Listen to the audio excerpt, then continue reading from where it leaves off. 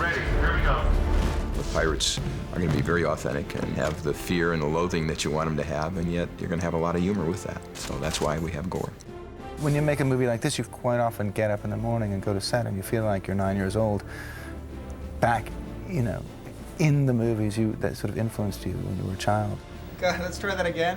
Not only are the sets vast and huge and everything, but when you fly out to the Caribbean and you see a whole bay built up to be Port Royal with, you know, 4 or 5 huge tall ships in the harbor and hundreds of extras running around in uniform, and, you know, the undertaking was so big.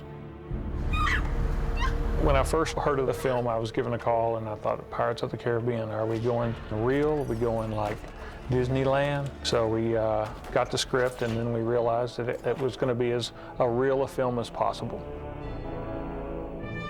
When I walked onto stage 2 and saw the cave for the first time, the initial thing was like, oh, that's very big. But what immediately took over was how beautiful it was and how well designed. As soon as you start doing research, you find out all of this wonderful stuff about what really happened. You immediately say Caribbean pirates, and then you start pulling up everything, and you see, you know, photos, and then you go from there, and then you say, well, if he looks like this, then he has to come from this, and his boat would look like this. Now, this thing will jump back at least 3 feet. My function is to integrate historical reality with movie reality.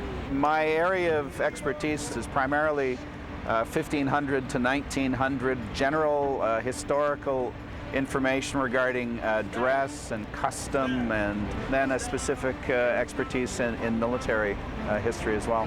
It goes on the thumb of the gun captain, so that's the prop.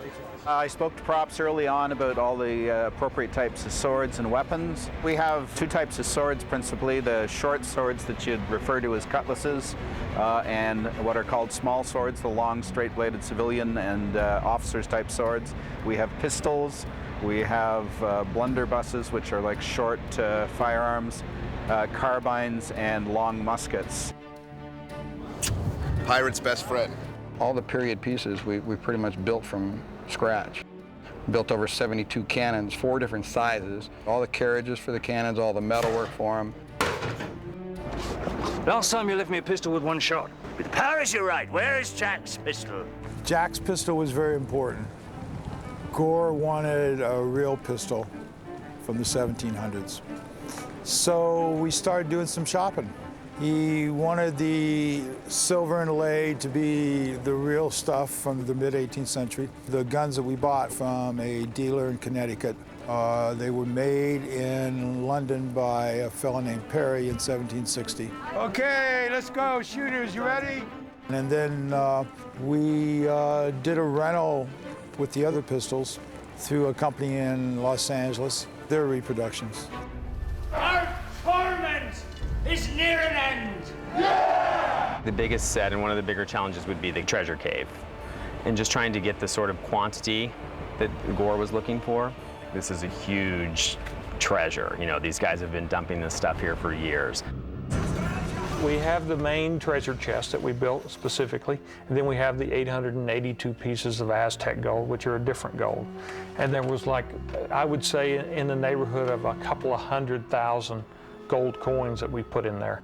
We probably had, I can't even think of how many cubic feet of rock that we actually painted to look like gold nuggets, as well as probably hundreds of yards of pearls and a mass of just sort of odd objects, things that would just be looted by the pirates. It just kept building and kept building, and you know, at that point you're going, oh, is it too far? Is it far enough? You know, because Gore's very specific on his look. His words were, the pirates aren't art collectors, they were just after the money. So I just went and just scoured all the prop houses and made huge deals with them to say, we want this, you know, this much stuff. That's great. Yeah, nice.